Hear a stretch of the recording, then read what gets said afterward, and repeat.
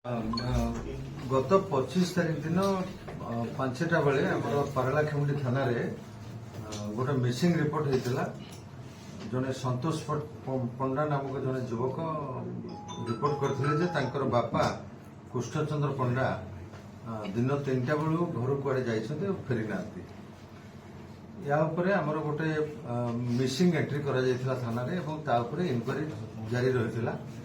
Inquiry जारी रहिथिला बेले 27 तारीख दिन से संतोष कुमार पंडा आम पाखे आसिक गोटे रिपोर्ट देते से रिपोर्ट आधार रे पारलाखेमुंडी थाना केस नंबर 405/2024 रे गोटे केस रजिस्टर कराइतिला।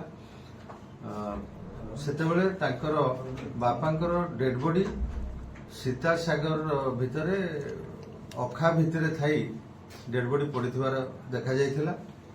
या उपरे आमे डेड बॉडी को इनक्वेस्ट करथिलु, पोस्टमार्टम पाई मध्ये पठैथिलु।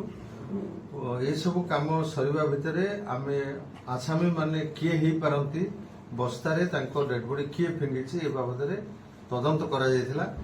तदंत समय आमे जानिबा को पाइथिलु से जंगम साईर गोटे रेसिडेंशियल कॉम्प्लेक्स को से आसीथिले से दिन 3टा बेले निज घर बाहरी से मृतक जी कृष्णचंद्र पंडा से आसीथिले।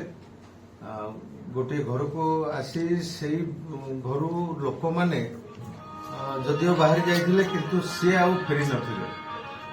तो सेटा हमको आश्चर्य करथिला जे से घर लोक माने कुआरे गले एवं सेमानकर खोज खबर नबा पाई हमर गोटे स्वतंत्र पुलिस टीम गठन करा जायथिला आईआईसी पारलाखेमुंडी को नेतृत्व रे एवं एसडीपीओ पारलाखेमुंडी को तत्वावधान रे गोटे टीम गठन करा जायथिला। से टीम आंध्र प्रदेश रो कृष्णा जिल्ला रे ए सबु समस्त आसामी मानको सेटारे ठाब करथिले एवं ठाब कला परे सेमानको पारलाखेमुंडी थाना को अणा जाइथिला। अणाला परे तांको सहित आमे जेतेबेले इंटरोगेशन कलु इंटरोगेशन रु सेमाने एई कथा कहिथिले जे जनेका से जो आसामी माने रहिथिले तांको भितर गोटे झियो पिला गोटे ड्रेस दुकान रे काम करूथला। से ड्रेस दुकान रे थिला बेले ए मृतक दुर्योधन पंडांकर कृष्णचंद्र पंडांकर तांको सहित चिन्हा परिचय होइतिला। हेला परे परवर्ती समय झियोटी बाहे ता स्वामी सहित जंगम साईर गोटे रेसिडेंशियल कॉम्प्लेक्स रे भड़ा नहीं रहउथुवा बेले ये कृष्णचंद्र पंडा तांको घर को बारंबार जाती एवं निजको गोटे निज गुरुजन भलिया से स्वामी स्त्री को से देखाती। किंतु यही 25 तारीख दिन जितेबाला दिन 3टा बेले तांको घर को जाइछंती सेतेबेले से झियोटीर स्वामी नथिला। तांको भितरे कौन कथबार्ता हेछि कौन व्यवहार अपव्यवहार हेछि जो कारणरू से झियोटी कांदुथुवा अवस्था रे घरे जेतेबेले कांदुथुला सेतेबेले तार हजबैंड जे मुदला दुर्योधन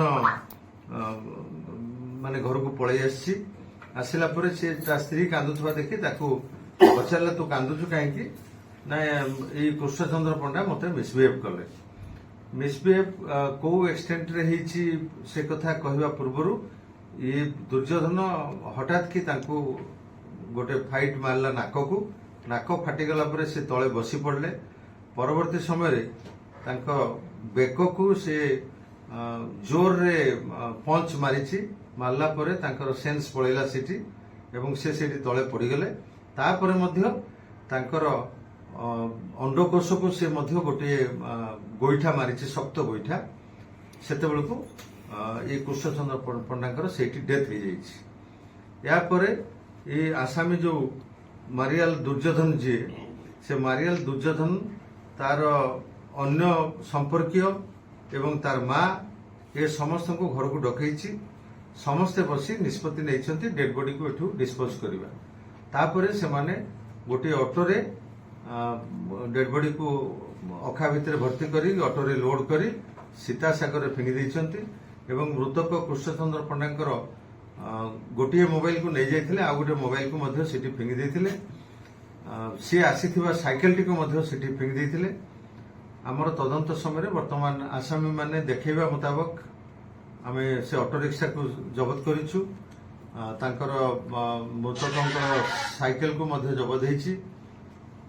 बाकी अन्य आम पाखे बहु टेक्निकल एविडेंस मध्य रही, सीसीटीवी फुटेज रही। से डेड बॉडी नहीं जाऊले अखारे भर्ती कर डेड बॉडी को जो ऑटो नबार दृश्य आम पाखे अच्छी। ये अपराध को संगठित भाव में समस्ते कर स्वीकारोक्ति करुचु। गत काली संध्यार से गिरफ कर गिरफ कला जो जो फॉर्मालिटी करने कथा सब सरला आज से कोर्ट चालान करुचु।